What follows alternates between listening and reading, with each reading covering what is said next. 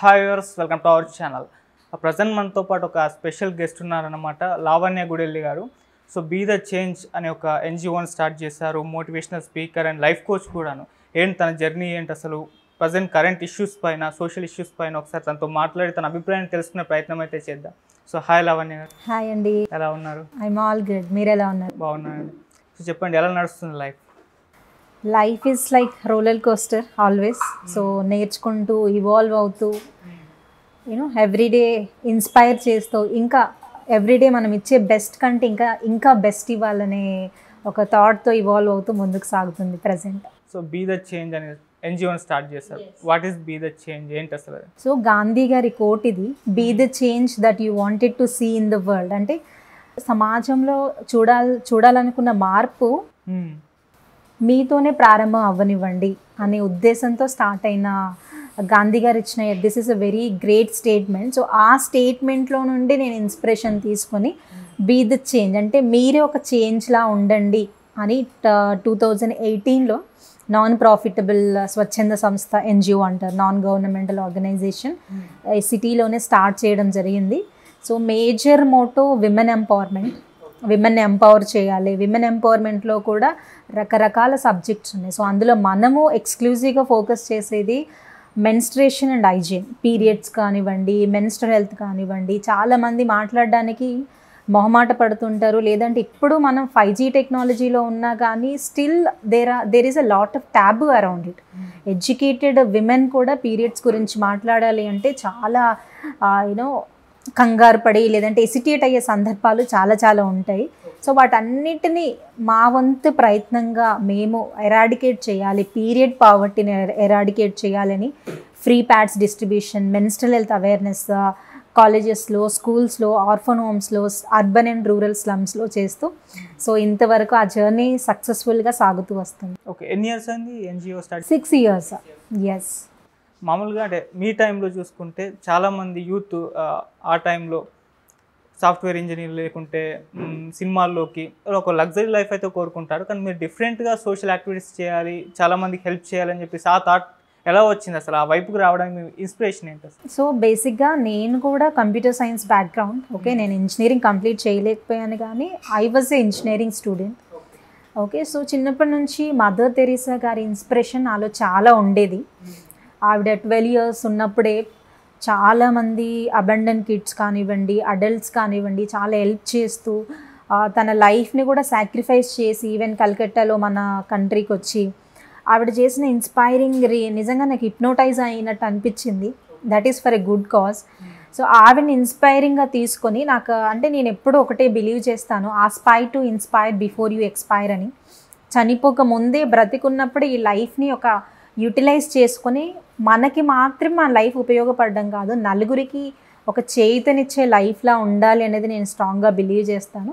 So yes, యంగేజ్లో, టీనేజ్లో ఉన్నప్పుడు lot of distractions, relationship issues కానివ్వండి, పీర్ ప్రెషర్ కానివ్వండి, లేదంటే కెరీర్లో సెటిల్ అవ్వాలి, ఇవన్నీ ఉంటాయి. కానీ మన విజన్ క్లియర్గా ఉన్నప్పుడు, మన విజన్ క్లారిటీగా ఉన్నప్పుడు ఈ డిస్ట్రాక్షన్స్ అనేవి కూడా, ఈ నాయిస్ అనేవి మనకు వినిపించదు.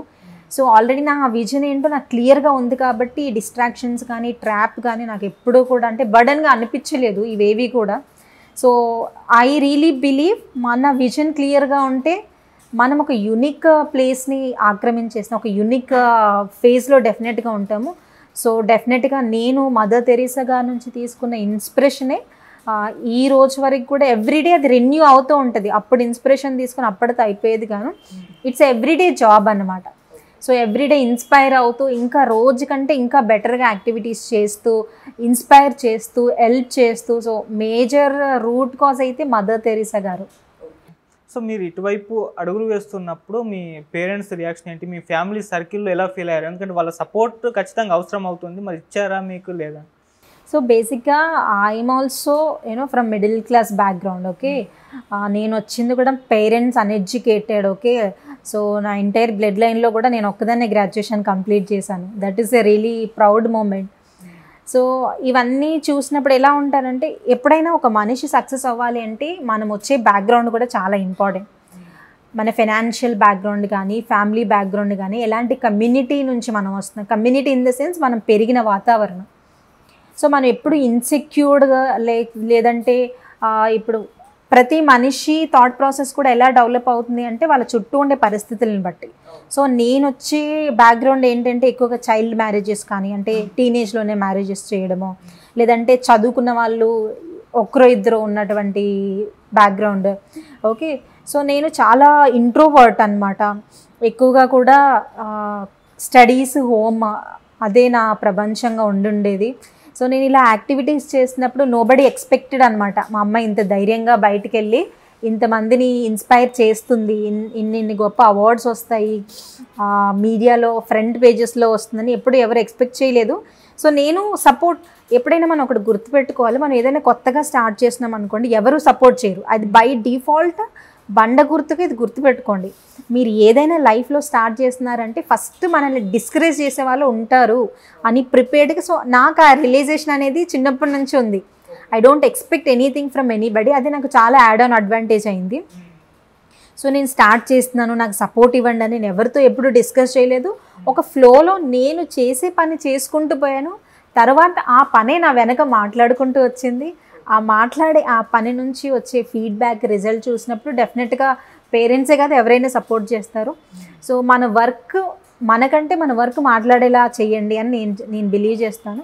సో ఇప్పుడైతే పేరెంట్స్ చాలా సపోర్ట్ చేస్తారు. బికాజ్ ఈ 6 yearsగా నా జర్నీ చూశారు కాబట్టి. ఇనిషియల్ స్టేజ్లో నేను డిప్రెషన్కి వెళ్ళాను, నాకు స్ట్రెస్ ఉంది, నాకు రకరకాల self doubt, self low esteem ఇట్లా ఇవన్నీ ఉన్నాయి డెఫినెట్గా, మనుషులం కాబట్టి. నేను ఎలా ఓవర్కమ్ చేయగలిగానంటే, again coming back to the point, నా విజన్ అనేది నాకు క్లియర్గా ఉంది. సో డిప్రెషన్, స్ట్రెస్ ఉన్నప్పుడు కూడా అది 1 dayకి పరిమితము. నెక్స్ట్ డే ఇంకా లేవాలి, మనం ఒక రాకెట్ లాగా దూసుకెళ్ళిపోవాలని ఎప్పుడు ఒక గట్టి సంకల్పమే ఉంటుంది. సో ఆ సంకల్పమే ఇప్పటివరకు నడిపిస్తుంది. ఓకే, మిడిల్ క్లాస్ ఫ్యామిలీ అన్నారు, ఏం చేస్తారమ్మా నాన్న, family background? Yeah, surely. So మా నాన్నగారు యాక్చువల్గా ఆటో డ్రైవర్గా పనిచేసేవారు. మా అమ్మగారు ఇళ్ళల్లో పనిచేస్తూ మమ్మల్ని చదివించారు. నేను స్కూలింగ్లో ఉన్నప్పుడు, నేను కాలేజ్కి వచ్చేంత వరకు కూడా సేమ్ పని చేసేవారు. ఓకే, సో అలాంటి సిచ్యువేషన్ నుంచి మీరు సమాజంలో ఒక రోల్ మోడల్గా ఇవాల్వ్ అవ్వడం అనేది it's not a small thing. Okay, మనకి అన్ని లగ్జరీ రిసోర్సెస్ ఉంటేనే మనం ఒక ప్రాజెక్ట్లో సక్సెస్ అవ్వాలంటే చాలా ఛాలెంజెస్ ఉంటాయి. Okay, I was completely dependent on my father అనమాట. నేను ఇంజనీరింగ్ చదివే రోజుల్లో మా నాన్నగారు కాలేజ్లో డ్రాప్ చేస్తేనే కాలేజ్కి వెళ్ళేదాన్ని, లేదంటే absent. So I was a very bright student అనమాట. ఎక్కడికి వెళ్ళినా చాలా చాలా స్టూడియస్ పర్సన్, చాలా టాపర్గానే ఉండేదని. బట్ నేను ఇంజనీరింగ్లో ఫెయిల్ అయ్యాను. సో అంతవరకు యూనో ఒక టాపర్గా ఉన్న స్టూడెంట్ ఒకేసారి ఫెయిలియర్ రాగానే చాలా డిప్రెస్ అయిపోయాను నేను. అండ్ ఆల్సో ఒక ఫేజ్లో నాకు ఫేస్ పారాలిసిస్ అంటే అనుకోకుండా ఫేస్లో ఒక చిన్న పార్ట్, మన మౌత్లో పార్ట్ వంకరగా పోవడం అనేది స్టార్ట్ అవుతుంది. సో అలా రావడం నాకు, and financial background, so lot of stress నేను ఇంజనీరింగ్లో ఫెయిల్ అయిన టైంలో. బట్ ద బెస్ట్ పార్ట్ ఏంటంటే ఆ స్ట్రెస్, ఆ డిప్రెషన్లోనే నేను ఆర్గనైజేషన్ స్టార్ట్ చేశాను. చాలామంది స్ట్రెస్, డిప్రెషన్ వస్తే లైఫ్ ఎండ్ చేసుకుంటారు, కానీ నేను లైఫ్కి సెకండ్ మీనింగ్ ఇచ్చాను. సో చాలామంది ఫెయిల్ అయిపోతే ఇంకా ఒక షేమ్ఫుల్గా ఫీల్ అవ్వడం అట్లా ఉంటారు. సో నేను ఎక్కడైతే కాలేజ్ విడిచిపెట్టానో అదే కాలేజ్కి 2 times నేను గెస్ట్గా వెళ్ళాను, గెస్ట్ లెక్చర్ ఇవ్వడానికి. సో అదే తాళం, నార్మల్గా ఏమంటారు, తాళం కానీ ఏదైనా ఎక్కడైనా పోగొట్టుకుంటే అక్కడే వెతకండి అని అంటారు. సో నేను ఫెయిల్ అయిన ఆ ప్లేస్కే నన్ను గెస్ట్గా వెరీ రీసెంట్గా కూడా నేను వెళ్ళాను. అక్కడ నా బ్యానర్ మీద నా ఫోటో వేసి, అంటే అదే ప్లేస్లో నేను భయంగా తిరిగే ఆ క్యాంపస్లోనే నేను గెస్ట్గా అంతమంది స్టూడెంట్స్ చెప్తుంటే ఇట్ వాజ్ సో ఓవర్వెల్మింగ్ అనమాట. చాలా హార్ట్ టచింగ్ మూమెంట్. అంటే ఒక మనిషి గివప్ చేస్తే ఆ గివప్ ఆ ఒక్క మనిషికే పరిమితమే ఉండదు, వాళ్ళని చాలామంది డైరెక్ట్గా ఇండైరెక్ట్గా ఇన్స్పిరేషన్గా తీసుకుంటారు. అదే ఒక్క మనిషి నిలబడితే ఆ మనిషి ఒక 100 మందికి ఆపర్చునిటీ క్రియేట్ చేసిన వాళ్ళు అవుతారు. సో నిజంగా నా ద్వారా ఇన్స్పైర్ అయ్యి సొంతంగా స్మాల్ బిజినెస్లు కానీ, స్మాల్గా ఆర్గనైజేషన్ స్థాపించిన వాళ్ళు అట్లీస్ట్ 5 people అయినా ఉంటారు ఈ 6 year జర్నీలో. అదే నాకు బిగ్గెస్ట్ అచీవ్మెంట్. సో సపోర్ట్ విషయానికి వస్తే ఇప్పుడైతే పేరెంట్స్ సపోర్ట్ 100%. బికాస్ ఒక స్టేజ్కి మనం వచ్చి వాళ్ళకంటే మన ఇంపాక్ట్ చూపించాం కాబట్టి. సో మీ పేరెంట్స్, నేను యంగ్స్టర్స్కి ఏం చెప్తానంటే, పేరెంట్స్ సపోర్ట్ చేయట్లేని ఏడుస్తూ కూర్చోకండి. ఏడిస్తే వరల్డ్ మన ఇంకా ఏడిపిస్తుంది. సో మీరు ఏడుపుని ఏడిపించేలాగా పోరాడండి, డెఫినెట్గా you will win. So topper నుంచి ఎగ్జామ్ ఫెయిల్ అయ్యారు అంటే ఎందుకు డిస్ట్రాక్ట్ అయ్యారు అక్కడ? ఎస్. సో నేను ఎస్ఎస్సిలో కూడా one of the district topper. And first class నుంచి 10th వరకు కూడా I was very much topper. అంటే nobody expects Lavanya will get fail in any subject. So నేను వచ్చింది కూడా తెలుగు మీడియం నుంచి, అయినా కూడా రాత్రి పగలు కష్టపడి ఇంగ్లీష్ నేర్చుకొని యూనో ప్రాజెక్ట్స్లలో ప్రతి దాంట్లో ఫస్ట్ వచ్చేదాన్ని. బట్ నేను అనుకోకుండా చాలా బ్యాక్లాగ్స్ తెచ్చుకోవడము. నేనేం నమ్ముతానంటే everybody calling is different. Okay, maybe నాకు ఆ ఫెయిలియర్ నాకు లైఫ్లో ఇంకొక మీనింగ్ని చూపించిందేమని అనుకుంటాను. సో దాని తర్వాత నేను బీఎస్సీ ఎలక్ట్రానిక్స్ కరెస్పాండెన్స్లో కంప్లీట్ చేసి గ్రాడ్యుయేషన్ అయితే సక్సెస్ఫుల్గా కంప్లీట్ చేశాను. బట్ నేను ఇంజనీరింగ్ వదిలేసాను. ఓకే, సో ఇంజనీరింగ్ వదిలేసినప్పుడు ఎలా ఉంటుందంటే మనకి కైండ్ ఆఫ్ ఒక నామోషిగా, అంటే ఫెయిల్ అయిన వాళ్ళు కదా, లేదంటే డ్రాప్ అవుట్స్ ఇట్లా ఉంటుంది. కానీ నన్ను అడిగితే సక్సెస్ఫుల్ పీపుల్ కంటే ఫెయిలియర్స్ ఎక్కువ వండర్స్ క్రియేట్ చేస్తారు. ఓకే, సో నేను ఇప్పటికీ ట్రేస్ బ్యాక్ చేసుకుంటే నాకు సాలిడ్ రీజన్, అంటే నేను వదిలేయడానికి సాలిడ్ రీజన్ ఏం కనిపించట్లేదు నాకు ఇప్పటికి కూడా. బట్ అప్పుడు ఏంటంటే ఇంకా మళ్ళీ ఒక ఇయర్ మళ్ళీ ఎక్స్ట్రా చదవాల్సి వచ్చింది.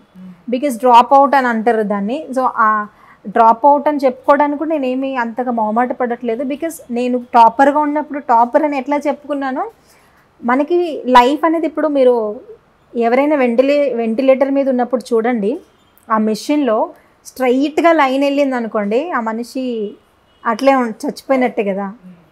ఓకే, అది పైకి కిందకి వెళ్తున్నప్పుడు ఆ మనిషికి ప్రాణం ఉన్నట్టు. సో సేమ్ లైఫ్లో కూడా అప్ అండ్ డౌన్స్ ఉంటాయి కదా. ఆ అప్ అండ్ డౌన్స్ నుంచి నేర్చుకోవాలి. ఎప్పుడు షేమ్ఫుల్గా ఫీల్ అవ్వద్దు. 100 సార్లు ఫెయిల్ అయినా ధైర్యంగా 101 సారైనా ట్రై చేయండి. కానీ అంటే లైఫ్ ఉన్నంత వరకు పోరాడమే మనిషి లైఫ్ అంటే. చాలామంది ఒక జాబ్ రాలేదనో, ఇష్టమైన అమ్మాయి ప్రేమించలేదనో, అబ్బాయి ప్రేమించలేదనో, లేదంటే ఆ పెళ్ళి అవ్వలేదనో, ఆ ఇల్లు కట్టుకోలేదు, రకరకాలుగా. అంటే వస్తువులకి, సిచ్యువేషన్స్కి, మనుషులకి మన ఎమోషన్స్ని అటాచ్ చేసుకొని దానివల్ల ఇంకా డిప్రెస్ అవుతాము. ఉన్న డిప్రెషన్ కొంచెమే ఉంటుంది మనకి, కానీ మనంతటి మనం సెల్ఫ్గా క్రియేట్ చేసుకునే డిప్రెషన్ చాలా ఉంటుంది. సో నేను దాన్ని అయితే ఫెయిలియర్ అనుకోవట్లేదు. ఇఫ్ ఎట్ ఆల్ నేను ఇంజనీరింగ్లో ఫెయిల్ అవ్వకపోతే ఇంత దూరం నిజంగా వచ్చేదాన్ని కాదు. డెఫినెట్గా అక్కడే క్యాంపస్ ప్లేస్మెంట్ ఏదో చిన్న జాబ్ చేసుకొని ఆ డెస్క్ జాబ్కి పరిమితమై లావణ్య ఇప్పుడు ఒక 1000 మందికైనా తెలిసిన లావణ్య అప్పుడు నిజంగా తెలిసి ఉండకపోవచ్చు.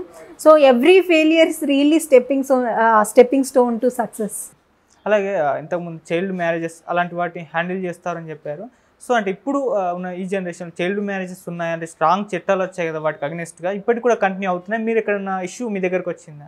So actually to be honest, my own ఫ్యామిలీలోనే టీనేజ్ మ్యారేజ్ జరిగింది. Okay, so I don't want reveal names and relation, but my own very ఫ్యామిలీలోనే చైల్డ్ మ్యారేజ్ కాదు, టీనేజ్ అంటే 14 yearsకే మ్యారేజ్ జరిగింది. ఓకే, సో అప్పుడు I'm not this much capable or powerful. అప్పుడు నేను మేబీ ఇంటర్మీడియట్ అట్లా ఉన్నాను.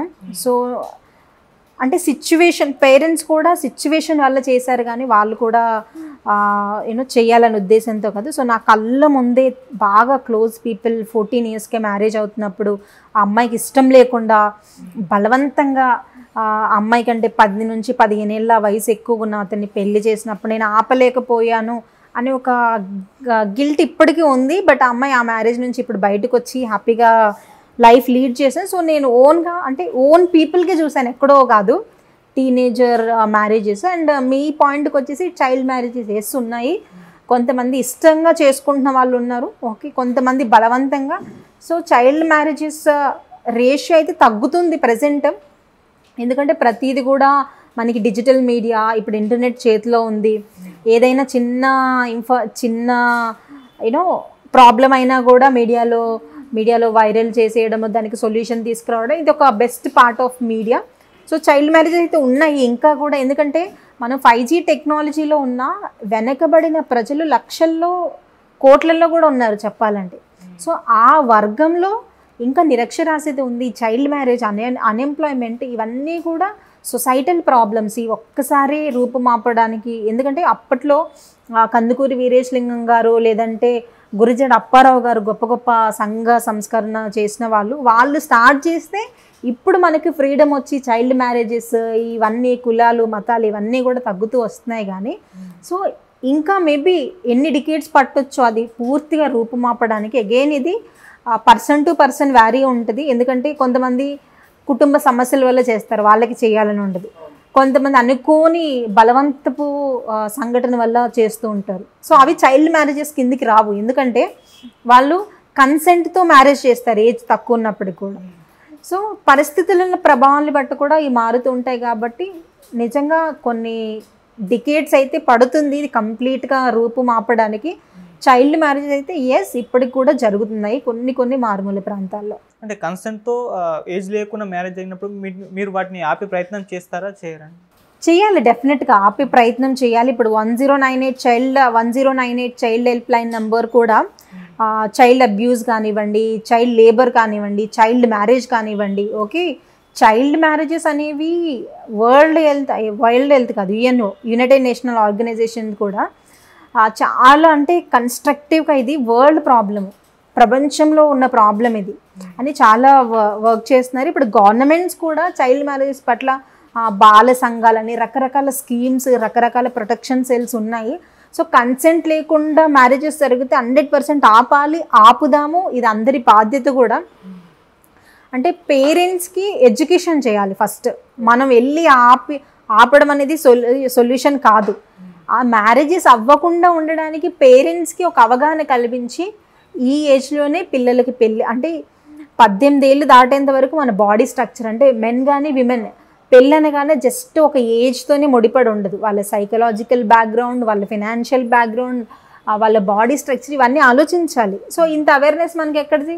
మనం ఎంతసేపు ఆస్తులు, ఎంతసేపు అందంగా ఉన్నారా, ఎంతసేపు ఇవన్నీ కూడా అంటే సొసైటీ మనకి ఏదైతే బ్రెయిన్ వాష్ చేసిందో అవే మాట్లాడుకుంటాం కానీ ఒక మ్యారేజ్లో ఏవి ఇంపార్టెంట్ అనేవి మనం ఎప్పుడూ మాట్లాడుకోం. సో చైల్డ్ మ్యారేజెస్ని రూపుమాపాల్సిన బాధ్యత ప్రతి ఒక్క పౌరుడిది, ప్రతి ఒక్క పౌరురాలది. కాబట్టి మీ ప్రాంతాల్లో ఎక్కడైనా చైల్డ్ మ్యారేజెస్ జరిగితే మీరు 1089 అనేది చైల్డ్ హెల్ప్ లైన్ నెంబరు. ఈ హెల్ప్ లైన్ నెంబర్కి మీరు కాల్ చేయండి. గవర్నమెంట్స్ యాక్టివ్గా పనిచేస్తుంది. సో వాళ్ళు ఏదో అంటారని భయపడకండి. బికాస్ మనం ఒక చైల్డ్ని సేవ్ చేస్తే 100% ఆ చైల్డ్ రేపు సొసైటీకి ఒక యూస్ఫుల్ వెపన్, ఒక యూస్ఫుల్ పర్సన్గా అయ్యి వాళ్ళ నుంచి ఇంకో 100 మంది ఇన్స్పైర్ అయ్యి వాళ్ళ నుంచి ఇంకో 100 మంది. It's a chain system. మనము ఇన్స్పైరింగ్ పర్సన్స్ని ప్రొడ్యూస్ చేయాలంటే మనం ఒక అడుగు ముందుకేయాలి. సో మన అందరం కూడా డెఫినెట్గా చైల్డ్ మ్యారేజెస్ని ఆపుదాం. అలాగే ఇక ఎన్జిఓ విషయానికి వస్తే ఎటువంటి యాక్టివిటీస్ చేస్తారు ఎన్జిఓ ద్వారా? సో ఎన్జిఓ నుంచి విమెన్ ఎంపవర్మెంట్, నేను చెప్పినట్టుగా విమెన్ ఎంపవర్మెంట్లో కూడా మనము అర్బన్ స్లమ్స్లోకి వెళ్తే అర్బన్ స్లమ్స్లో ఎక్కువ వర్క్ చేస్తాము.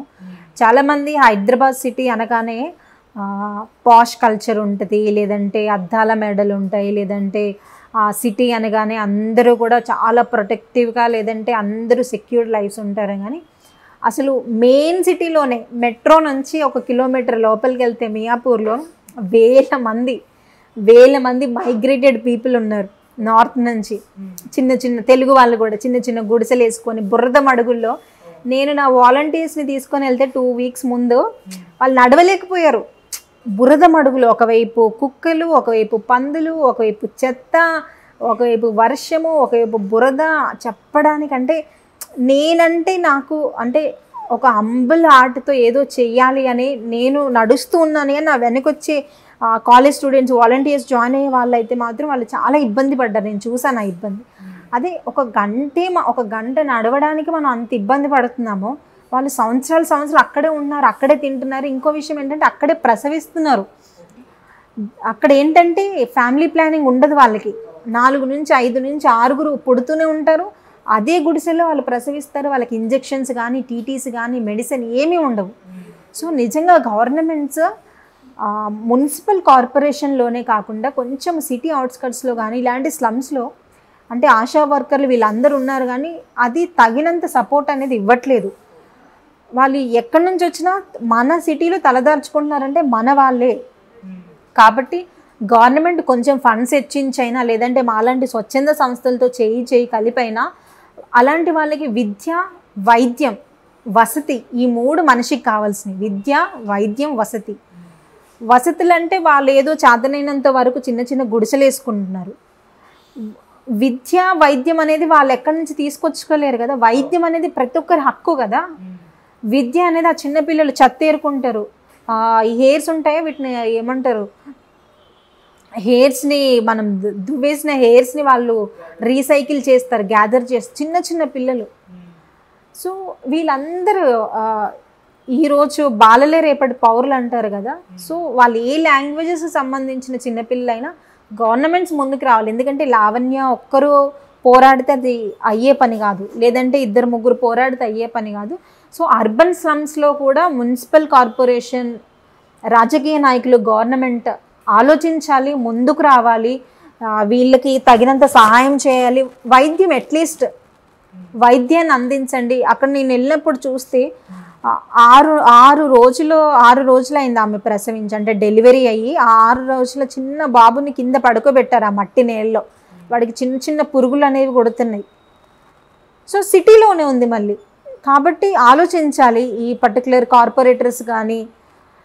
ఎప్పుడు నిజమైన పరిపాలన, స్వచ్ఛమైన పరిపాలన అంటే ఎవరైతే అబండన్ అంటే అసలు ఎలాంటి ఆశ లేకుండా అట్టడుగు వర్గాల్లో ఉంటారో వాళ్ళ దగ్గరికి పాలన వెళ్ళినప్పుడు నిజమైన పరిపాలన. ఇప్పుడు నా దగ్గరికి నీ దగ్గరికి అంటే మనం చదువుకున్న వాళ్ళము, స్మార్ట్ ఫోన్స్ ఉన్నాయి, ప్రశ్నించగలుగుతాము, మనకి పాలన అందకపోయినా మనం క్రియేట్ చేసుకోగలుగుతాము. కానీ అలాంటి అట్టడుగు వర్గాలకి చెందిన వాళ్ళకి స్మార్ట్ ఫోన్స్ ఉండవు, చెప్పిన అర్థం కాదు, భాష వేరు ఉంటుంది, వాళ్ళకి కనీసమైన హైజీన్ తెలీదు, కనీసమైన జ్వరం వస్తే ఏమైనా ట్యాబ్లెట్ వేసుకోవాలంటే ఏం కొనుక్కోవాలి, డబ్బులు ఉండవు, తినడానికి 3 పూట్ల తిండి ఉండదు, వేసుకోవడానికి సరైన బట్టలు ఉండవు. మనం అడవుల గురించి ఫారెస్ట్లో ఉండే వెనకబడిన వాళ్ళ గురించి మాట్లాడతాం, కానీ మన సిటీలోనే అర్బన్ స్లమ్స్లో 100ల మంది ఉన్నారు. బస్తీలలో నలాలు లీక్ అవుతూ అలాంటి గలీజ్ మధ్యలో నివసిస్తున్న వాళ్ళు 100ల మంది, 1000 మంది ఉన్నారు. సో గవర్నమెంట్స్ నిజంగా వాళ్ళు మంచి పాలనే చేస్తున్నారు, ఏ గవర్నమెంట్ అయినా. ఇంకా జనాలకి అట్టడుగు వర్గాల్లో ఉన్న ప్రజల్ని మనము we have to touch those boundaries. So please come forward. Municipalities కానివ్వండి, గవర్నమెంట్స్, ఎమ్మెల్యేస్ కానీ చేయండి, జనాల్లోకి వెళ్ళి పని చేయండి. అప్పుడే నిజమైన పాలనని మీరు నిరూపించుకుంటారు. మీరు తీసుకెళ్ళే ప్రయత్నం చేస్తారు గవర్నమెంట్స్ దగ్గరికి? గవర్నమెంట్స్తో మనం వర్క్ చేయలేదు డైరెక్ట్గా. ఓకే, సో నేనేం బిలీవ్ చేస్తానంటే క్వశ్చన్ చేసే ముందు మన చేతిలో ఏదైతే రిసోర్సెస్ ఉన్నాయో దాని నుంచి చేయాలని. సో మా చిన్న ప్రయత్నంగా మేము చేయగలిగేదైతే డెఫినెట్గా చేసాము అర్బన్ స్లమ్లో కూడా. ఓకే, సో ప్రతి ఒక్కరికి ఒక డిఫైన్డ్ రోల్ ఉంటుంది. ఓకే, మీరు ఇప్పుడు ఒక యాంకర్, మీ డిఫైన్డ్ రోల్ ఇంటర్వ్యూస్ తీసుకోవడము. నేను వెళ్ళి మీరు ఇంటర్వ్యూస్ తీసుకొని రిమైండ్ చేయనక్కర్లేదు. సో గవర్నమెంట్ నాయకులకు కూడా ఎవరో బయట వాళ్ళు వచ్చి ఎందుకు మోటివేట్ చేయాలి? ఫస్ట్ థింగ్ మీ డిఫైన్డ్ రోల్ ఏంటి, మీ పర్టికులర్ కాన్స్టిట్యూషన్ కానీ, మీ పర్టికులర్ ఈ పరిధి, ఈ ఏరియా కానీ, ఇక్కడ ఉన్న జనాల సంరక్షణ మీదైనప్పుడు మీరు పట్టించుకోవాలి, మీరు ఆలోచించాలి, కూర్చొని ఆలోచించాలి. ఒక సినిమాటిక్ లెవెల్లో పైన వ్యవహారాలు, పైన పరిపాలన చేసుకుంటూ వెళ్తే ఏది ఎప్పటికీ బాగుపడదు. కాబట్టి అంటే చిన్న స్థాయి నుంచి వార్డు మెంబర్స్ ఉన్నారు, సర్పంచ్లని, కార్పొరేటర్స్, ఇన్ని రకాల సిస్టమ్ ఎందుకు క్రియేట్ అయింది? బికాజ్ ముఖ్యమంత్రి డైరెక్ట్గా వచ్చి అందరితో ఇంటరాక్ట్ అవ్వలేరు. కాబట్టి ఇన్ని రకాల సిస్టమ్స్ వచ్చి ఇంతమంది పరిపాలన ఉన్నారు. కాబట్టి మీ పరిపాలన మీరు కరెక్ట్గా చేయండి. ఎవరు ఎన్జిఓస్ వచ్చి మిమ్మల్ని మోటివేట్ చేయనవసరం అక్కర్లేదు. ఇప్పుడు మియాపూర్లో ఉన్నారు, నాకు మియాపూర్కి సంబంధించిన కార్పొరేటర్ ఎవరో తెలియదు, నిజం చెప్పాలంటే నాకు ఎమ్మెల్యే ఎవరో కూడా తెలియదు. ఓకే, సో బట్ నేను అక్కడ వర్క్ చేస్తున్నాను నా పరిధిలో. నాకు 100 రూపీస్ ఖర్చు అవుతున్నాయా, 1000 ఖర్చు అవుతున్నాయా సెకండరీ పార్ట్. బట్ నేను వెళ్ళి ఫ్రీగా ప్యాడ్స్ ఇస్తున్నాను, అప్పుడప్పుడు గ్రోసరీస్ ఇస్తాను. నా వంతు సాయంగా ఒక మనిషి, ఒక మిడిల్ క్లాస్కి సంబంధించిన ఒక యంగ్ గర్ల్ ఎంతవరకు చేయగలదో నేను చేస్తున్నాను. సో మీరు కార్పొరేటర్ కానీ, ఎమ్మెల్యే కానీ, మీకు కోట్లలో ఫండ్ ఉంటుంది. అంటే ఒక స్నాప్లో మీరు స్లమ్ని ఒక గేటెడ్ కమ్యూనిటీగా మార్చగలుగుతారు. సో అలాంటి రియలైజేషన్ గవర్నమెంట్ నాయకులకి రావడం చాలా ఇంపార్టెంట్.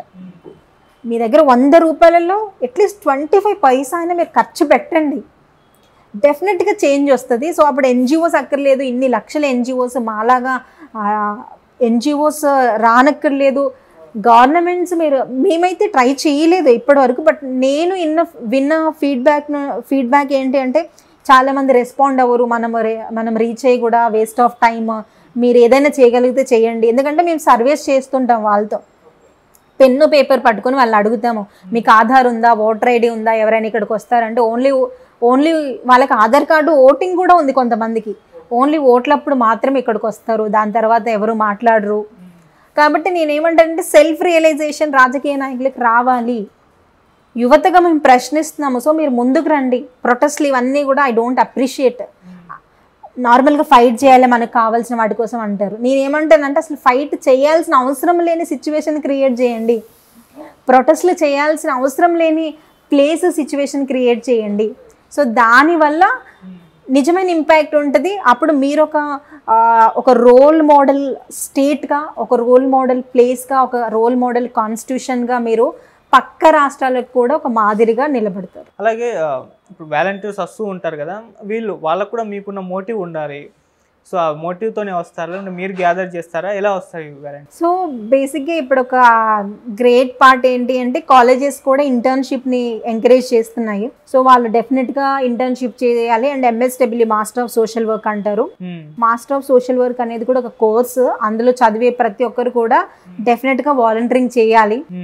అండ్ CSR అని కార్పొరేట్ లెవెల్లో కూడా ఇప్పుడు సోషల్ కాన్షియస్నెస్ అనేది జనాల్లోకి వస్తుంది. వర్క్ ప్లేస్లో కూడా మీరు అట్లీస్ట్ ఇన్ని నెలల్లో ఇన్నిసార్లు ఏదో ఒక చారిటీ ప్రోగ్రాంలో పాల్గొనాలి, అలా కొన్ని రూల్స్ రెగ్యులేషన్స్ కరికులం వస్తుంది. కాబట్టి వాళ్ళకి ఇంకో దారి లేదు, ఎందుకంటే దే నీడ్ ఏ సర్టిఫికేట్. అలా కొంతమంది పార్ట్ ఉంటారు. కొంతమంది నాలాగే సెల్ఫ్ మోటివ్ ఉండి లావణ్య చేస్తుంది, మేము ఏదైనా సపోర్ట్ చేయాలా అని సోషల్ మీడియా ద్వారా కనెక్ట్ అయ్యి వచ్చే వాళ్ళు కూడా ఉంటారు. సో NGOకి ఏమన్నా ఫండ్స్ వస్తూ ఉంటాయా బయట వ్యక్తుల నుంచి? బేసిక్గా చెప్పాలి అంటే ఇది ఒక NGO నుంచి ఒక NGO డిఫరెంట్గా ఉంటుంది. సో బీ ద చేంజ్ నేను స్టార్ట్ చేసిన NGOకి అయితే 0 ఫండింగ్. ఓకే, నాకున్న స్కిల్, నాకున్న టైం, నాకున్న రిసోర్సెస్ని బట్టి నా పాకెట్ మనీ నుంచే నేను స్టార్ట్ చేశాను, నడుపుతాను కూడా. ఓకే, సో నేనైతే నా పరిధిలో ఏముందో అవేర్నెస్ కార్యక్రమాల్లో దానికి అంతగా డబ్బు అక్కర్లేదు, నా టైం, నా స్కిల్స్ అవసరము. సో దాన్ని స్పెండ్ చేస్తూ ఇప్పటివరకు చాలా చేశాను. సో పరీ ప్యాడ్స్ అనేది నాన్ ప్రాఫిటబుల్ బ్రాండ్. ఓకే, ఇది అంటే ఎవరైతే విమెన్ ప్యాడ్స్ కొనుక్కోలేని పరిస్థితిలో ఉంటారో వాళ్ళ కోసం స్థాపించబడింది పరీ ప్యాడ్స్. సో పరీ ప్యాడ్స్తో నేను అసోసియేట్ అయ్యి నేను ఒక మెంబర్గా ఆ ప్యాడ్స్ కలెక్ట్ చేసి డిఫరెంట్ ప్లేసెస్కి, కాలేజెస్కి పంపిస్తూ అదొక ప్రాజెక్ట్ మనం చేస్తున్నాము. సో ఇప్పటివరకు అయితే మనం డొనేషన్స్ రైజ్ చేసిన పరిస్థితి ఎక్కడా లేదు మనకున్న. బట్ NGO సెక్టర్ కూడా అభివృద్ధి అవుతుంది. పెద్ద NGOs కోట్లలో కూడా ఫండ్స్ తీసుకునే వాళ్ళు ఉన్నారు. So again it's a influential game అన్నమాట. ఫండ్స్ రావాలి అంటే ఐదర్ మీకు ఏదైనా ఇన్ఫ్లుయెన్స్ ఉండాలి, లేదంటే మీకు ఏదైనా కనెక్షన్స్ ఉండాలి. నేనేం నమ్ముతానంటే నీ ముందు చేసుకుంటూ పో, rest is in God's hand అని నేను బిలీవ్ చేస్తాను. సో మనదైతే 0 ఫండింగ్ ఆర్గనైజేషన్. నా సొంత డబ్బులతోనే నేను నా వల్ల అయ్యేది చేసుకుంటూ ముందుకెళ్తున్నాను. ఇక ఉమెన్ ఎంపవర్మెంట్ అనేది NGO యొక్క మోటివ్ అని అన్నారు. అండ్ చాలామంది ఉమెన్ ఎంపవర్మెంట్ మీద వాళ్ళ అభిప్రాయం తెలియజేస్తూ వస్తున్నారు. మీ ఒపీనియన్లో what is women empowerment? Women empowerment అంటే ఒక రోజులో డిఫైన్ చేసేది కాదు, ఎవ్రీడే జాబ్ విమెన్ ఎంపవర్మెంట్. విమెన్ని ఎంపవర్ చేయాలి అని ఒక స్టేట్మెంట్ ఇస్తే సరిపోదు, దాని గురించి మనం స్ట్రాటజీస్ చేయాలి. దాని గురించి మనం కూర్చొని చర్చించడం కాదు, చర్చని అమల్లోకి తీసుకురావాలి. రైట్, నేను ఇందాక చెప్పినట్టుగానే గొప్ప సంఘ సంస్కర్త నాయకులు గురిజాడ అప్పారావు, కందుకూరి వీరేశలింగం గారు, సతీసాగమనం అంటే భర్త చనిపోతే భార్యను కూడా మంటల్లోకి ఇసిరివేసే దగ్గర నుంచి తీసుకొచ్చి ఇప్పుడు విమెన్ ఆకాశాన్ని అంతరిక్షంలో కూడా ఒక ఆవిడ వెళ్ళారు, సునీత విలియమ్స్. సో అంత గొప్ప విమెన్గా తయారయ్యే ఆపర్చునిటీస్ మనకు ఉన్నాయి. Other end that is also very much appreciated. Okay, so అలాంటి ప్లేసెస్కి మనం వెళ్తున్నాం కాబట్టి. అండ్ సెకండరీ పార్ట్ ఏంటంటే విమెన్కి వాళ్ళంతటి వాళ్ళు ఎంపవర్ అయితే సరిపోదు, మెన్ సపోర్ట్ కూడా చాలా అవసరం. నాట్ ఓన్లీ మెన్, విమెన్కి వాళ్ళ చుట్టుపక్కల ఉండే ప్రతి ఒక్కరి సపోర్ట్ అవసరం. బికాజ్ విమెన్ యొక్క లైఫ్ సైకిల్ మనం ఒక మంత్లో విమెన్ యొక్క లైఫ్ సైకిల్ సైంటిఫిక్గా తీసుకుంటే ఇట్ ఈస్ డిఫరెంట్ అన్నమాట. That is completely different concept. Okay, so women ఎప్పుడు కూడా ఒక వీకర్ సెక్షన్గానే పరిగణిస్తాం మనం. ఆల్రైట్, సో విమెన్ అనగానే చేతగానే వాళ్ళు, లేదంటే విక్టిమ్స్, లేదంటే విమెన్ ఏం చేయలేరు, వంటగదికే పరిమితమో, నీకెందుకులే పిల్లలైన తర్వాత జాబ్ చేయనక్కర్లేదు, ఇల్లు సర్ది పెడితే సరిపోతుంది. ఓకే, ఇలా అనుకుంటాం. కానీ విమెన్లో కూడా చాలా క్యాపబిలిటీస్ ఉన్నాయి. మీరు చూడండి, మెన్ కంటే కూడా కొన్ని డొమైన్స్లో విమెన్ ఎఫెక్టివ్గా పనిచేయగలుగుతారు. విమెన్ క్రియేటివ్ అవుట్పుట్ ఇవ్వగలుగుతారు. సో విమెన్ ఎంపవర్మెంట్ అంటే పెద్ద పెద్ద ఉద్యమాలు, పెద్ద పెద్ద స్కీములు, పెద్ద పెద్ద ఇలాంటివి చేయనక్కర్లేదు. విమెన్కి కాస్తంత ఫ్రీడమ్ కలిగించండి. మీ చెల్ల, మీ వైఫా, మీ మదరా, మీ కొలిగ్గా వాళ్ళని కొంచెం ఎక్స్ట్రా అర్థం చేసుకోవడానికి ట్రై చేయండి. వాళ్ళకి ప్యాషన్ ఉన్న దాంట్లో పర్స్యూ చేయడానికి సపోర్ట్ ఇవ్వండి. బికాస్ విమెన్ ఆల్రెడీ ఎన్నో రకాల ప్రాబ్లమ్స్ ఫేస్ చేస్తూ ఉంటారు వాళ్ళ టీనేజ్ నుంచి రెస్ట్ ఆఫ్ ద లైఫ్. కాబట్టి విమెన్కి ఏం అవసరం అయింది, education is very much important. Financial literacy, డబ్బులు సంపాదించాలి, డబ్బుల్ని సేవ్ చేయాలి, డబ్బుల్ని మేనేజ్ చేయాలంటే మెన్ చెప్పండి. ఇప్పుడు ఎవరింట్లోనైనా ఫాదర్స్ మనీ మెయింటైన్ చేసేలాగా ఉంటుంది. బట్ విమెన్ కూడా మనీ మేనేజ్ చేయగలుగుతారు. ఈ ఫైనాన్షియల్ లిటరసీ అంటారు దీన్ని. ఓకే, విమెన్ చేతిలో కూడా ఇప్పుడు మన ఇల్లు, మన అమ్మ ఉన్నప్పుడు ఉండే ఇల్లు చూడండి, లేదంటే ఉన్నప్పుడు ఉండే ఇల్లు చూడండి, కైండ్ ఆఫ్ కంప్లీట్ డిఫరెన్స్ ఉంటుంది. సో కాబట్టి women empowerment is nothing but give a freedom అంటే మళ్ళీ అది రాంగ్ వేలో తీసుకోవద్దు. ఫ్రీడమ్ అంటే వాళ్ళ అభిరుచులు తెలుసుకోండి, వాళ్ళకి కాస్తంత సపోర్ట్ ఇవ్వండి. ఆ కాస్తంత సపోర్ట్తోనే వాళ్ళ అంతరిక్షం వరకు ఏంటి, ఇంకో ప్లానెట్ కూడా వెళ్తారు డెఫినెట్గా. సో మన చుట్టూ ఉండే విమెన్ని మనం డెఫినెట్గా కాపాడుకుందాము. వాళ్ళకి ఒక సెక్యూర్ సేఫ్ వర్క్ ఎన్విరాన్మెంట్, వాళ్ళకి సెక్యూర్డ్ సేఫ్ ఒక ప్లేస్ని మనం ఇస్తే తర్వాత వాళ్ళు ఏం పర్స్యూ చేసుకోవాలనుకుంటారో ఆయన వాళ్ళు డెఫినెట్గా చేయగలుగుతారు. అలాగే అంటే ఉమెన్స్ పైన అఘాయిత్యాలు పెరిగిపోవడం మనం చూస్తున్నాం. రీసెంట్గా చూసుకుంటే కోల్కతా ఇష్యూ దేశం మొత్తాన్ని కూడా కుదిపేసింది. అంటే ఒక అమ్మాయిని, ట్రైనీ డాక్టర్ని అత్యాచారం చేయడం, ఆందోళన చేస్తున్నారు. ఎందుకు ఈ విధంగా పెరిగిపోతున్నాయి? ఇప్పుడు కలకత్తా ఇష్యూ పైన మీ ఒపీనియన్ మీరు ఏ విధంగా చూస్తారు? సో కలకత్తా ఇష్యూ అనేది మెల్లమెల్లగా చల్లబడుతుందని చెప్పొచ్చు. కలకత్తా ఇష్యూ కంటే కూడా నేనేమంటానంటే, మరొక డాక్టర్, మరొక టీచర్, లేదంటే మరొక అమ్మాయి, మరొక విమెన్ అలాంటి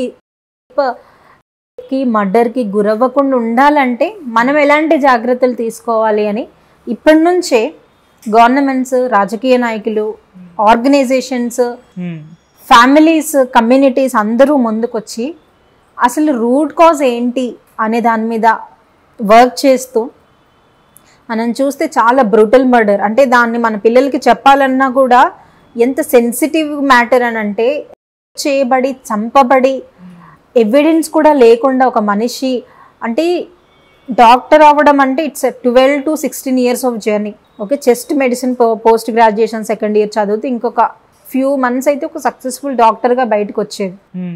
మేబీ దానికి సో స్ట్రాటజిక్ రీజన్స్ ఉండొచ్చు, లేదంటే ఆవిడ ఎందుకు అలా అయిందనేది ఇంతవరకు ఎవరికి అంతుపట్టని థింగ్.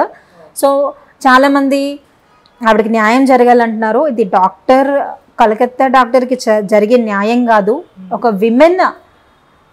విమెన్కి జరగాల్సిన న్యాయము. మనం చూడొచ్చు నిర్భయ 2012, 2024 అభయ, లేదా 2019 దిశ, రకరకాలుగా అంటే పేర్లు మారుతూ వస్తున్నాయి కానీ సిచ్యువేషన్ కానీ పరిస్థితులు కానీ క్రైమ్ రేట్ కానీ తగ్గట్లేదు, మారట్లేదు.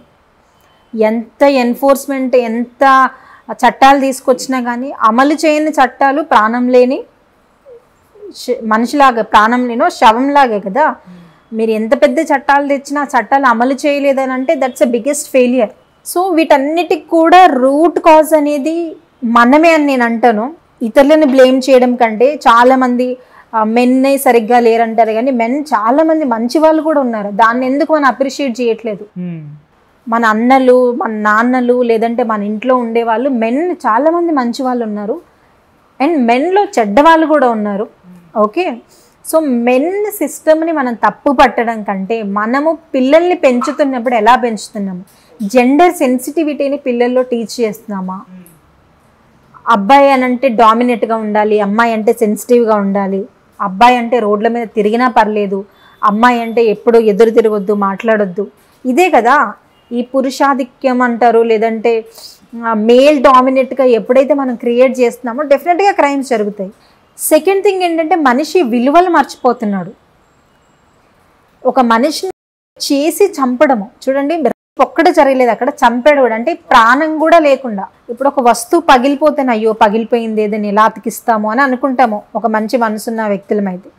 అది ప్రాణం ఉన్న ఒక 31 ఏళ్ళ యువతిని దారుణంగా ఎముకలు ఇరిచేసి గాజు పెంకులు కళ్ళల్లో వేసి ఆవిడ్ని మర్డర్ చేసి చిత్రవద చేసి ఒక బ్రూటల్ మర్డర్ చేశారంటే వాళ్ళని మనం మనిషి అనాలా, లేదంటే ప్రాణము మనిషి రూపంలో ఉన్న యానిమల్ అనాలా అని కూడా అర్థం కాని పరిస్థితి. సో ఇలాంటి ఎందుకు జరుగుతున్నాయి అంటే విపరీతమైన థాట్స్. ఓకే, మనం చూస్తే ఇప్పుడు ఆ అక్యూజ్డ్ ఉన్నారో, ఆ అక్యూజ్డ్ హిస్టరీ చూస్తే ఆల్రెడీ 4 మ్యారేజెస్ అయ్యి ఉండి ఆల్రెడీ చాలా మందిని అబ్యూస్ చేసిన హిస్టరీ ఉంది. సో ఇలాంటివి ఎందుకు వస్తున్నాయంటే వాళ్ళు వచ్చే బ్యాక్గ్రౌండ్. ఒక ట్రామటైజ్డ్ ఫ్యామిలీలో పెరిగిన పిల్లల్ని చూడండి, ట్రామటైజ్డ్ పిల్లల్లాగే మారుతారు. ఆ ట్రామటైజ్డ్ పిల్లలే ట్రామటైజ్డ్ కపుల్ అవుతారు. ఆ ట్రామటైజ్డ్ కపుల్ నుండి వచ్చిన వాళ్ళే అగైన్ క్రైమ్స్ కానీ, క్రైమ్స్ రేట్స్ కానీ, రేప్ రేట్స్ కానీ, డ్రగ్స్ రేటింగ్ కానీ, మనం చూస్తే ఇప్పుడు కాలేజెస్లో కూడా డ్రగ్ అడిక్ట్స్ కానివ్వండి, లేదంటే టాక్సిక్ రిలేషన్షిప్స్ కానివ్వండి, సైబర్ క్రైమ్స్ కానివ్వండి, చాలా చాలా పెరిగిపోతున్నాయి. ఎందుకు పెరిగిపోతున్నాయి అంటే ఇప్పుడు మనకు అరచేతిలో ప్రపంచం ఉంది. ఒక్క క్లిక్ ద్వారా ప్రపంచంలో ఎక్కడ ఏ ఇన్ఫర్మేషన్ జరుగుతుందో క్షణాల్లో తెలుసుకోగలుగుతాం. దాన్ని మనము ఒక అదృష్టంగా భావించి దేశ ప్రగతికి లేదంటే ప్రపంచ ప్రగతికి మనం ఏం చేయగలము అని ఆలోచించాలి. కానీ చాలామంది ఇప్పుడు యూత్ చూస్తే either pubs, clubs or drugs, లేదంటే పోర్న్ అడిక్షన్, లేదంటే రిలేషన్షిప్స్ అని, లేదంటే లైఫ్ ఎండ్ చేసుకోవడం. వీటన్నిటిలో కూడా ఎండ్ ప్రోడక్ట్ ఏముందంటే డెత్. మీరు ఏ క్రైమ్ అయినా తీసుకోండి, ఏ కరప్షన్ అయినా తీసుకోండి, ఎండ్ ప్రోడక్ట్ డెత్. అండ్ మనము ఒక మనుషులుగా న్యాయం కూడా మనం ఏం అడుగుతున్నాం అంటే మనుషుల్ని చంపేయాలంటున్నాము. నేనైతే మనుషుల్ని చంపడం సొల్యూషన్ అనుకోను. జస్టిస్ ఏంటి? జస్టిస్ అనేది అసలు అలాంటి ప్రాబ్లం మళ్ళీ జరగకుండా ఉండడం. Punishment is not a justice, prevention is a justice. Prevention is a better than cure అంటారు. మీరు ప్రివెంట్ చేయండి అలాంటి సమస్యలు రాకుండా. ఒక రేప్ జరగాలి, రేప్ చేసిన వాడిని చంపేయాలి, రేప్ జరగాలి, రేప్ చేసిన వాడిని చంపేయాలి. ఇట్ ఈస్ ఎ లూప్ కదా, కంటిన్యూస్గా లూప్ తిరుగుతూ ఉంటుంది. అలా కాకుండా అసలు రేప్ చేయడానికి వచ్చే థాట్స్ ఏంటి? అలాంటి మెన్ ఎందుకు అలా చేస్తున్నారు? మన సొసైటీలో ఎలాంటి సిస్టము, ఎలాంటి స్ట్రాంగ్ రెగ్యులేషన్స్ అనేవి ఉండాలి. ఇప్పుడు మీరు చూడండి, ట్రాఫిక్ సిస్టంలో హెల్మెట్ లేకపోతే 1000 ఫైన్ అంటారు, లేదంటే సిగ్నల్ దాటిపోతే 1000 ఫైన్ అంటారు. ఆ ఫైన్ అని ఒక చిన్న భయం వల్ల ఒక 10 మంది అయినా, 100 మందిలో 10 మంది అయినా ట్రాఫిక్ సిగ్నల్ జంప్ చేయరు లేదా హెల్మెట్ పెట్టుకుంటారు. వై? బికాజ్ ఫైన్ కట్టాలి, ఎండ్ ప్రోడక్ట్. అలానే మనకి ఒక స్ట్రాంగ్ లాస్, రూల్స్, అంటే రేప్ చేయాలని థాట్ వచ్చిన వాళ్ళు నేను నిజంగా రేప్ చేస్తే నాకు ఇలాంటి శిక్షలు ఉంటాయి, ఇలాంటి క్రైమ్, ఇలాంటి కరప్షన్ చేస్తే రేప్ ఒక్కటే సొసైటీలో ఇవిల్ కాదు, కరప్షన్ కూడా, క్రైమ్స్ కూడా, క్యాస్ట్ సిస్టమ్ కూడా, ఇన్ని రకాల ప్రాబ్లమ్స్ ఉన్నాయి. సో ఇలాంటి క్రైమ్ చేస్తే నాకు ఆ శిక్ష పడుతుంది కాబట్టి నేను ఆ క్రైమ్ చేయకుండా ఉండాలి, మారాలి అని ఒక భయం, ఒక ట్రిగ్గర్ జనాల్లోకి రావాలి, మెన్ కానీ విమెన్ కానీ. అలాంటి చట్టాలని తీసుకురండి, ఇంప్లిమెంట్ చేయండి. కానీ వెంటనే మర్డర్ చేసిన వాడిని చంపాలి అని అంటే చంపుకుంటూ పోతే ఇంకా ప్రపంచంలో ఎవరు బ్రతకరు. చంపుకుంటూ పోతే సొల్యూషన్ ఎప్పుడు రాదు. నిజమైన సొల్యూషన్ తీసుకురండి, అది పాసిబుల్ అవుతుంది. ఇంకా 10 ఏళ్ళు, 20 ఏళ్ళు, 30 ఏళ్ళు, 40 ఏళ్ళు, ఎన్ని ఏళ్ళైనా పట్టవచ్చు. కానీ మీరు ఇప్పుడు ఒక వర్క్ ప్లేస్లో ఒక విమెన్ అబ్యూస్ చేశారు, ఒక విమెన్ అబ్యూస్కి గురైంది, ఫాస్ట్ ట్రాక్ కోర్ట్స్ని తీసుకురండి, ఫాస్ట్ ట్రాక్ సొల్యూషన్ జడ్జ్మెంట్ తీసుకురండి. వాళ్ళకు ఒక ఇంటర్నల్ కమిటీస్ ఉండాలి, ఇంటర్నల్ ఒక హెల్ప్ లైన్ ఉండాలి.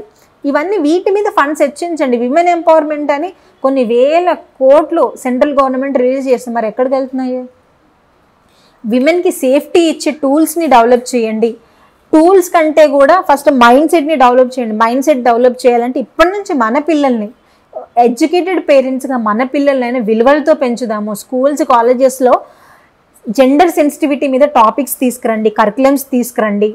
ఎడ్యుకేషన్ ఇన్స్టిట్యూషన్స్లో గుడ్ టచ్, బ్యాడ్ టచ్ మీద, చైల్డ్ సెక్షువల్ అబ్యూస్ మీద, సెక్స్ ఎడ్యుకేషన్స్ మీద, వీటన్నిటి మీద కూడా మీరు అవగాహన తీసుకురండి. అప్పుడెందుకు మార్పు రాదు? 1% మార్పు వస్తుంది. సో క్రైమ్ జరిగేంత వరకు చేతులు ముడుచుకొని కూర్చొని క్రైమ్ జరిగాక ఏడ్చుకుంటూ రోడ్ల మీదకి వెళ్ళడం సొల్యూషన్ కాదు.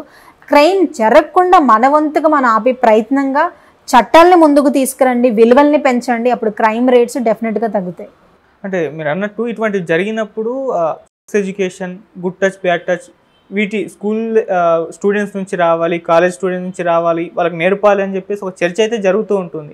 సో ఎంత ఇంపార్టెన్స్ ఉంటుంది వీటికి ఇటువంటి ఘటనలు జరగకుండా ఉండడానికి? 100% ఇంపార్టెన్స్ ఉంటుంది. ఇప్పుడు ఒక మనిషి యొక్క పర్సనాలిటీ ఎలా తెలుస్తుంది అంటే వాళ్ళు ఆలోచించే విధానం, మాట్లాడే విధానం, వాళ్ళు వచ్చిన ఫ్యామిలీ బ్యాక్గ్రౌండ్ కానీ లేదంటే వాళ్ళు ఉన్న బ్యాక్గ్రౌండ్.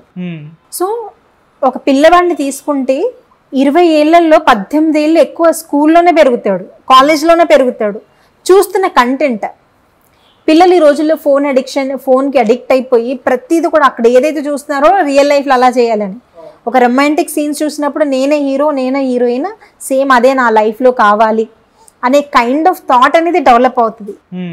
సో మనం కూడా గ్లోరిఫై చేస్తున్నాము. విమెన్ అబ్యూస్ చేసే మూవీస్, కంటెంట్స్ ఎన్ని ఉన్నాయి, వాటన్నిటిని కూడా మనం గ్లోరిఫై చేసి నవ్వుతున్నాము, చప్పట్లు కొడుతున్నాము. ఇప్పుడు రియాలిటీ షోస్, డ్రామాస్ ఇవన్నీ కూడా విమెన్ని ఆబ్జెక్టిఫై చేసి ఒక సెక్స్ ఆబ్జెక్టివ్ లాగా విమెన్ని చూపిస్తున్నప్పుడు ఫ్యామిలీతో కూర్చొని చక్కగా చప్పట్లు కొడుతున్నాము. అదే రేపు మన అక్కో మన చెల్లు అదే రేప్కి గురైతే అలా చప్పట్లు కొడతామా? సో ఫ్యామిలీ రియాలిటీ షోకి రేప్కి సంబంధం ఏంటి అని మీరు అనుకోవచ్చు. మనం ఇలాంటి కంటెంట్ని డెవలప్ చేయడం వల్ల పిల్లలు అది నేర్చుకుంటున్నారు. పిల్లలు రేపు పెద్దవాళ్ళు అవుతారు కదా, సో వాళ్ళే దాన్ని ఇంప్లిమెంట్ చేస్తున్నారు. So it's all really inter connected, it's all really interlinked. కాబట్టి మనం చూసే కంటెంట్, పిల్లలకి ఈ కంటెంట్ని కాన్షియస్ పేరెంటింగ్ అంటాము, ఆ కంటెంట్ని కంట్రోల్ చేయాలి. పిల్లలకి ఏది అవసరమో, ఎంతవరకు అవసరమో, ఎప్పుడు అవసరమో, అండ్ ఆల్సో వాళ్ళకి ప్రికాషన్స్, అంటే లైఫ్లో ఎలాంటి ప్రాబ్లం వచ్చినా ఈ రోజుల్లో చూడండి, ఒక ప్రాబ్లం వస్తే ఐదర్ సూసైడ్ ఆర్ మర్డర్ ఇలానే ఉంటుంది. కానీ స్ట్రాంగ్గా నిలబడి ప్రాబ్లంని ఎదుర్కొనే గట్స్ కానీ అలాంటి స్ట్రాంగ్ పవర్ ఎంతమంది యూత్కి ఉంది? లేదు. కాబట్టి స్కూల్స్లలో గుడ్ టచ్, బ్యాడ్ టచ్, అసలు ఒక మనిషి విలువల గురించి ఒక సబ్జెక్ట్ తీసుకురండి. హ్యూమన్ రిలేషన్స్ అంటారా, లేదంటే ఎథికల్ వాల్యూస్ అంటారా, వీటి గురించి ఒక సబ్జెక్ట్ తీసుకొచ్చి మనిషి ఇలా బ్రతకాలి, ఇన్ని ఫేజ్లు ఉంటాయి, ఇలా లైఫ్ని లీడ్ చేయాలని చూపించండి. దానివల్ల చాలా వరకు పిల్లలు ఆలోచించడం స్టార్ట్ చేస్తారు. అలా ఆలోచించడం స్టార్ట్ చేసినప్పుడు క్రైమ్ రేట్స్ కూడా తగ్గిపోతాయి. క్రైమ్ రేట్స్ ఎట్లా వస్తాయి? క్రైమ్ బయట నుంచి ఉగ్రవాదులు వచ్చి క్రైమ్ చేయట్లేదు కదా, మన చుట్టూ ఉండే మన సాధారణ మనుషులే క్రైమ్ చేసి అక్యూజ్డ్గా మారుతున్నారు. సో క్రైమ్ అనేది బయట నుంచి రావట్లేదు, మనలో నుంచే, మన మధ్యలో నుంచి వస్తుంది. కాబట్టి అది మన రెస్పాన్సిబిలిటీ. మన సొసైటీని మనం మార్చుకుందాము, విలువల్ని పెంచుదాము. కంటెంట్ ఏదైతే విమెన్ని ఆబ్జెక్టిఫై చేస్తున్నారో లేదంటే ఫ్యామిలీ వాల్యూస్ని డీఫేమ్ చేసేలాగా ఉన్నాయో వీటన్నిటిని బ్యాన్ చేయాలి, తగ్గించాలి. నిజంగా ఎవరైనా ఫిలిం డైరెక్టర్స్ కానీ లేదంటే షార్ట్ ఫిలిం కంటెంట్ క్రియేటర్స్ కానీ ఇలాంటి కంటెంట్ ఎక్కువగా చేయండి. మహిళల్లో కానీ మెన్లో కానీ అవేర్నెస్ తెచ్చే కంటెంట్ ఎక్కువగా చేయండి. దానివల్ల మనం డెఫినెట్గా 0.001% అయినా మార్పు చూడగలుగుతాము. Okay, right. అలాగే చాలామంది అమ్మాయిలు వర్క్ ప్లేసెస్లో అబ్యూజ్కి గురవుతూ ఉంటారు.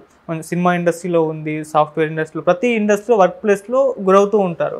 సో వీటిని ఇవి కూడా ఎందుకు రిపీట్ అవుతున్నాయి, వాటిని అమ్మాయిలు ఏ విధంగా ఫేస్ చేయాలంటారు? సో వర్క్ ప్లేస్ విషయానికి వస్తే this is a very burning concept. Work ప్లేస్లో కార్పొరేట్ కానీ గవర్నమెంట్ కానివ్వండి, చాలా మంది బాస్ అక్యూజ్ చేశారనో, అబ్యూజ్ చేశారనో, విక్టిమైజ్డ్ మెంటాలిటీలో ఉంటారు. బయటికి చెప్పుకుంటే నా పరువు ఏమన్నా పోతుందో, నా జాబ్ ఏమన్నా పోతుందో అని. సో ప్రతి వర్క్ ప్లేస్లో ఒక ఇంటర్నల్ కమిటీ ఉండాలి. బాస్ కానీ కొలీగ్ కానీ ఎవరు అబ్యూస్ చేసినా వాళ్ళు అనానమస్గా అయినా,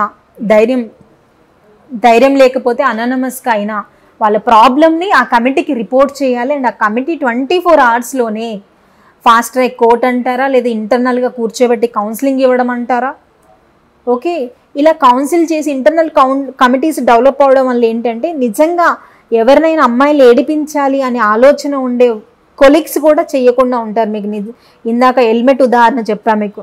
అవును, ఎండ్ ప్రోడక్ట్లో నాకు ఈ శిక్ష పడుతుంది అని నాకు ముందే తెలిస్తే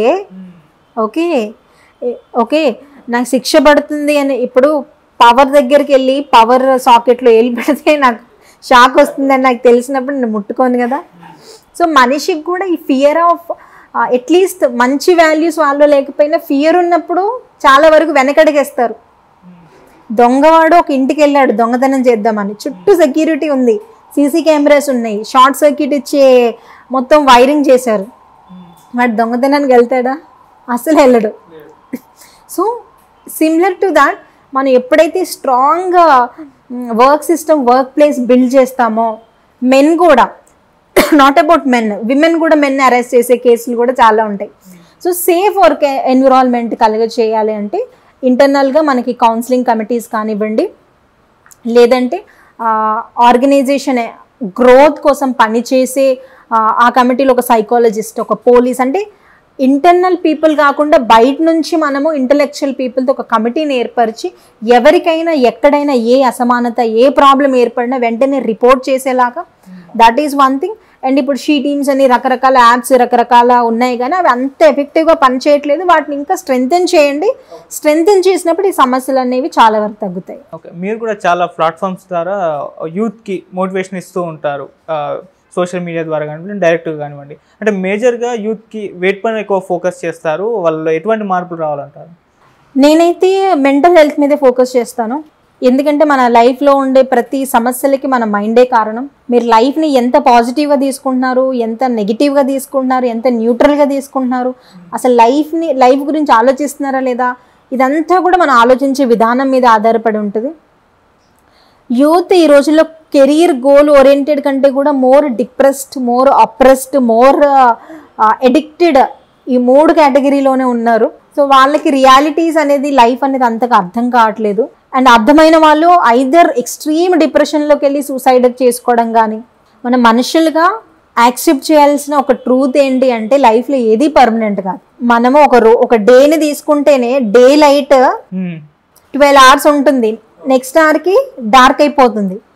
చీకటి పగలు కూడా పర్మనెంట్ కాదు, మారుతూ ఉంటాయి.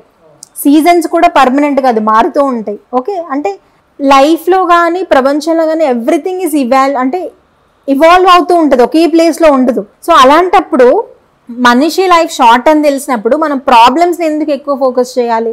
మనం ఒక ఎగ్జాంపుల్ తీసుకుందాం, ఒక హైపోథెటికల్ సిచ్యువేషన్. పర్సన్ ఏ, పర్సన్ బి ఉన్నారు.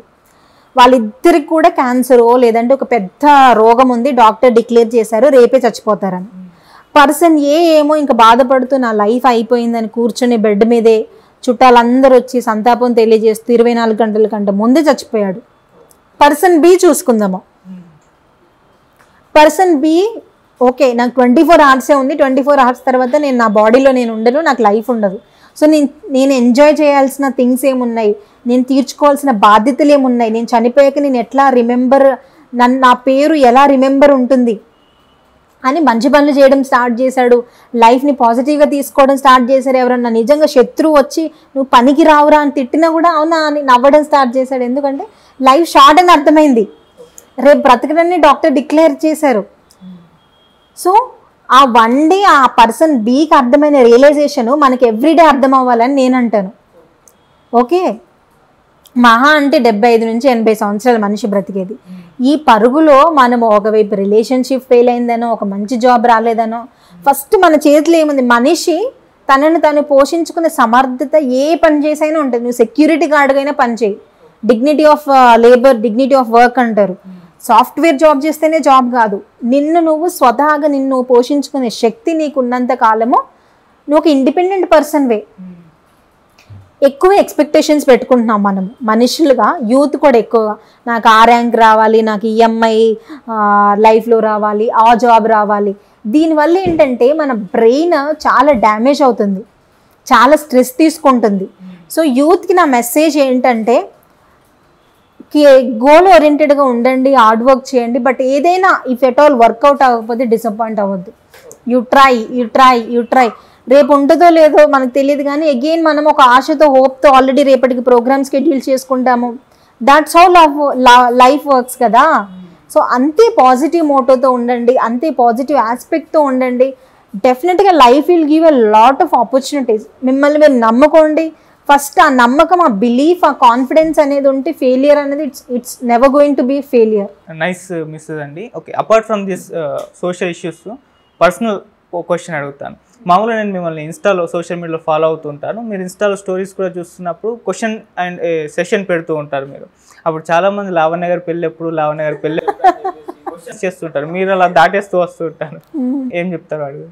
So marriage is another great topic అన్నమాట. అంటే ఈ రోజుల్లో ఒక సర్వే చెప్తుంది. So coming to the public point, youngsters పెళ్లి చేసుకోవడానికి చాలా భయపడుతున్నారండి. యంగ్స్టర్స్ ఎస్ 18 అబోవ్ ఉండేవాళ్ళు, because finding a right partner is very difficult thing అయిపోయింది చాలా మందికి. సో నా ఒపీనియన్ మ్యారేజ్ మీద I will tell you definitely. So చాలా మంది మ్యారేజ్ విషయానికి వచ్చేసరికి ఐదర్ మంచి ప్యాకేజ్ ఉన్న పార్ట్నర్, అమ్మాయి కానీ అబ్బాయి కానీ, that is not a bad thing. లైఫ్లో మంచిగా సెటిల్ అవ్వాలి అన్న వాళ్ళని పెళ్లి చేసుకోవడం it's not a bad thing. Either good looks ఉండాలి, లేదంటే మంచి ఇన్ఫ్లుయెన్స్ ఉండాలి, మంచి బ్యాక్గ్రౌండ్ ఉండాలి, ఇదంతా కరెక్టే చెక్ లిస్ట్లో. బట్ పెళ్ళి చేసుకోవాలి అని అనుకున్న ప్రతి అమ్మాయికి ప్రతి అబ్బాయికి ఫస్ట్ అండ్ ఫార్మోస్ట్ లిస్ట్లో ఉండాల్సిన చెక్ లిస్ట్ ఏంటంటే, అసలు ఆ పర్సన్ మనకి కంపాటబులా కాదా. కంపాటబుల్ ఇన్ ద సెన్స్ అంటే, మనము 24-25 ఏళ్ళు పేరెంట్స్ మధ్య పెరిగినప్పుడు మనల్ని ఒక్కోసారి మన పేరెంట్స్ అర్థం చేసుకోలేరు. 25 సంవత్సరాలు మన బ్యాడ్స్ మన గుడ్స్ అన్నీ చూసిన పేరెంట్సే. అలాంటిది అంటే ఒక 1 month ఆఫ్ జర్నీలో, 1 year ఆఫ్ జర్నీలో ఒక పర్సన్ మనం అర్థం చేసుకోవాలి, మనల్ని ప్యాంపర్ చేయాలి, కేర్ చేయాలి అనుకోవడం, ఎక్స్పెక్ట్ చేయడం కూడా తప్పే. బట్ అగైన్ వాల్యూస్ మీట్ అవుతున్నాయని చూసుకోవడం అనేది చాలా ఇంపార్టెంట్.